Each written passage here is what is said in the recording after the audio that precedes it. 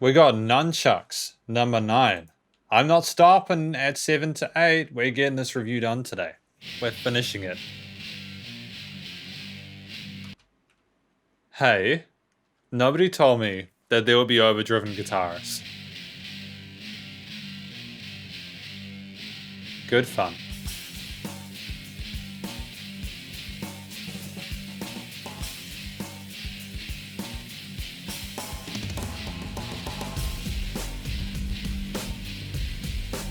It's kind of like got a mix of kind of rock and metal elements, like a new metal kind of vibe of it. Is that what Jay was going for here? Because if that's the case with Nunchucks, I am living for this.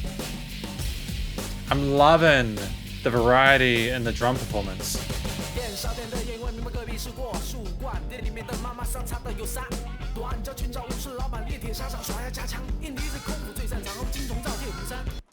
The thing to remember as well, as a lot of people are aware, is that the Chinese language is really difficult. It's a really difficult language to, like, for someone like me as an English speaker, to learn Chinese is incredibly difficult.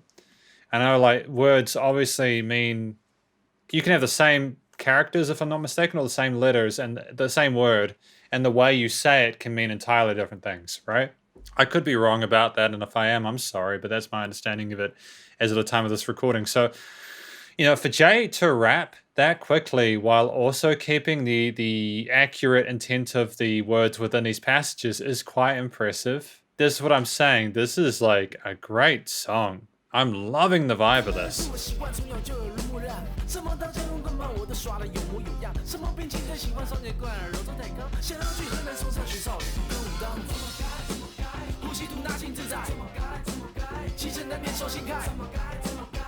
I'm like in the stereo panning how things get wide when these da ba bam ba ba bam, you know, that melody is repeated there and it goes back to him and you can kind of go between and it keeps things intriguing.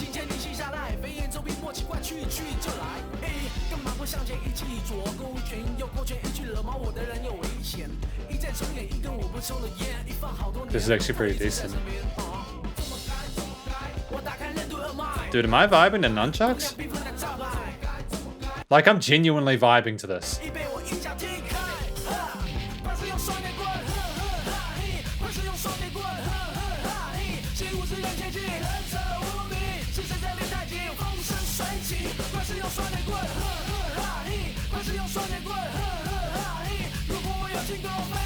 Oh fuck. Oh fuck, I like this. I like this. I like this song. I genuinely like it. I think this is my favorite Jay Chou song. Who would have thought that I would need to wait until the 9th song in an album to hear a song I really, really liked? Who would have thought that, man?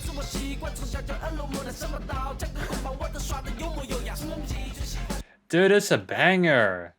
It's a banger, man.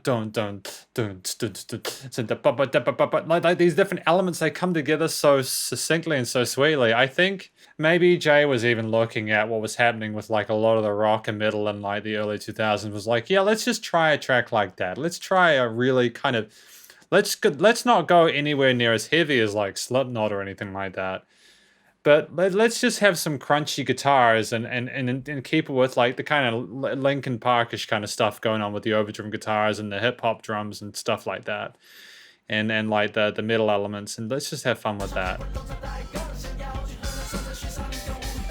You got these different sound effects as well, which is it's like a Suona or something like that, right?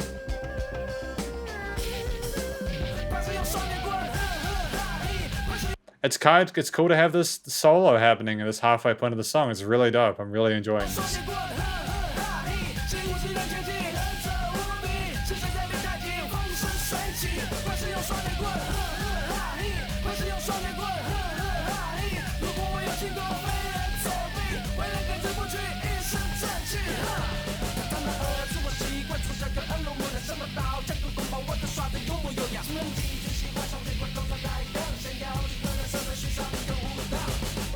I love...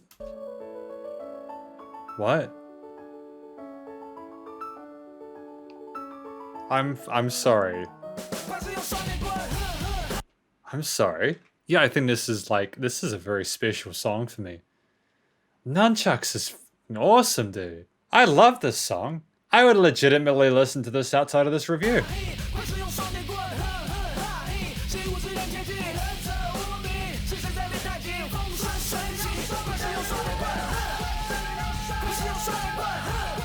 That extra layer, that extra bright layer in the upper octaves was exactly what we needed right now.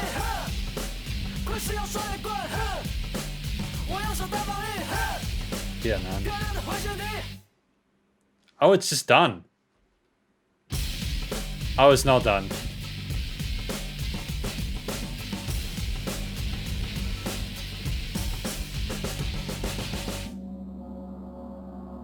Man, I love this. This is a good time. You know, for him to rap that quickly with the guitars and the drums and the bass and like these extra sawonas and other sort of bright melodic instruments and the other sound effects and the random piano interlude in there and the solos. Oh, there's just so much goodness in this song.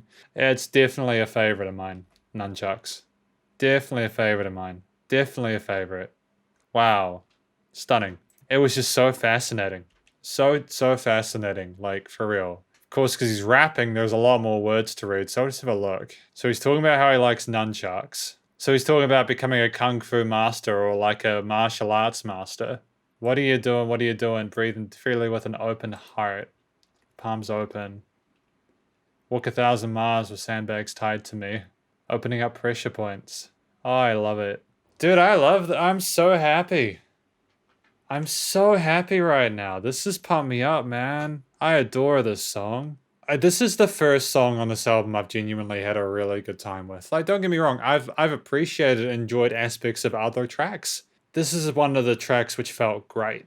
You know, there were the right changes at the right times. It suited me well. And I think that there'll be different people who appreciate this album for different reasons. And that's fine. But for me, this has made my day listening to this. Great. It's basically about becoming a martial artist and learning a whole lot of different ways to fight, behave with unwavering integrity, exude righteousness. Thank you, Jay Chou. That was great. That was great.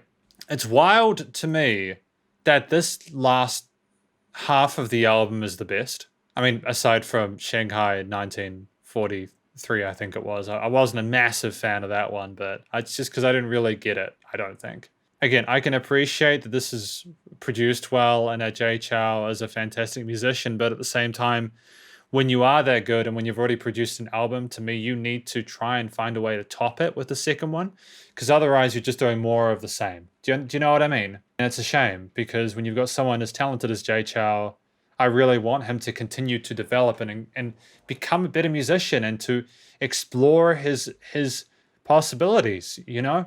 I think that was... arguably Nunchucks was a better song, I think, than a I don't know.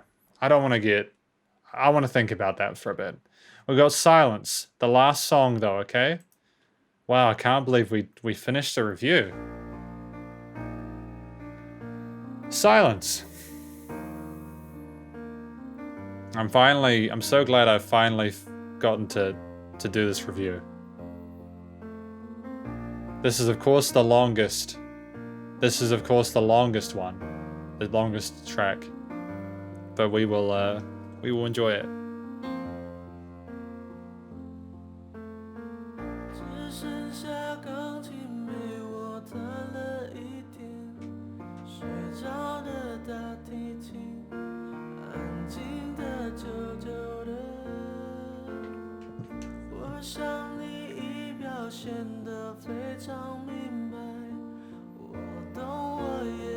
I think the piano playing and the 7th and 9th harmonies in here are gorgeous, and I think Jay Chou's vocals replicate and match the tone fantastically. Well done, Jay. Ooh, that shift there. Ooh. Good job, thank you.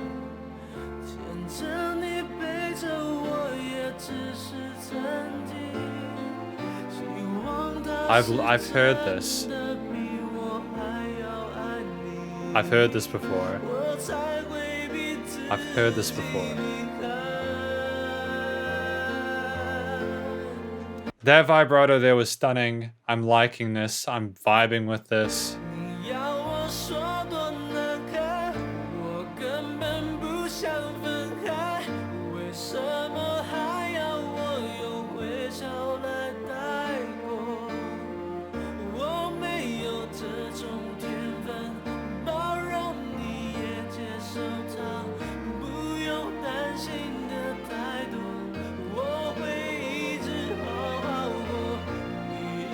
He's got such consistency across these tracks. They all sound like they're a part of the same album. And I know that sounds really, potentially quite dumb.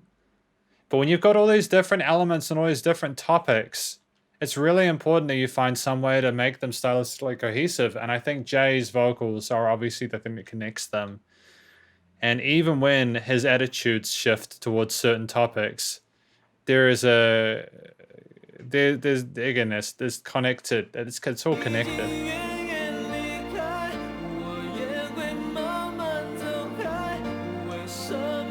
It's not easy to make an album like this.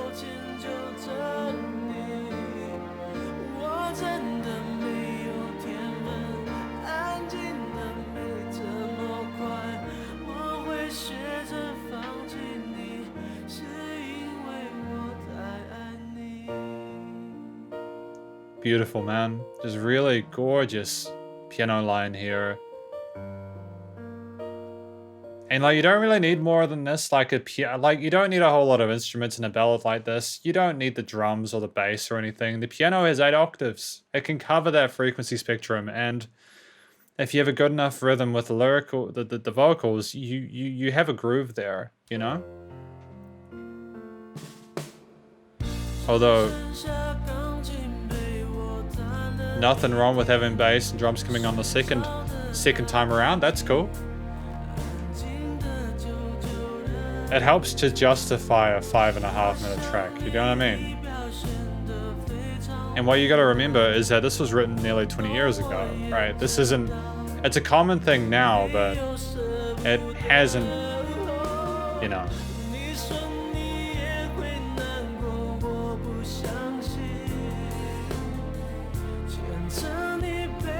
It's great that he's modulating his melodies to suit the chords and the harmonies.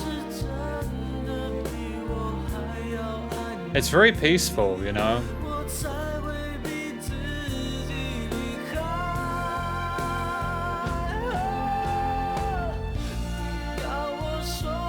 Nice finish there, holding that past the bar. It's like, whoa, what's happening? Then boom, back into that chorus or that bridge. Easy way to regain attention.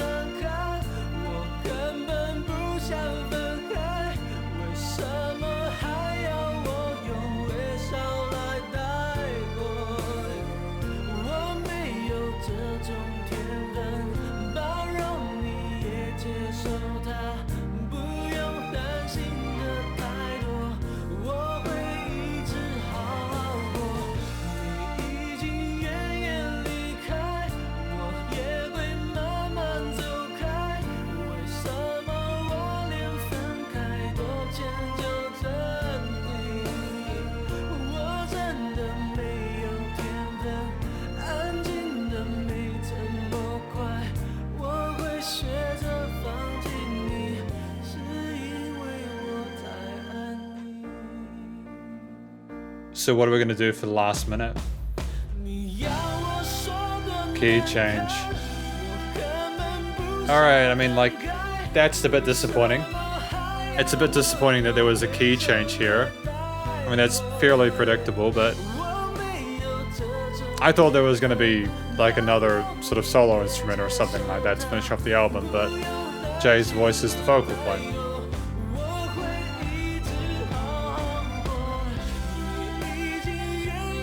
Even the rubato feel on the end of that piano line is like, oh, okay, I get it. We've done that before.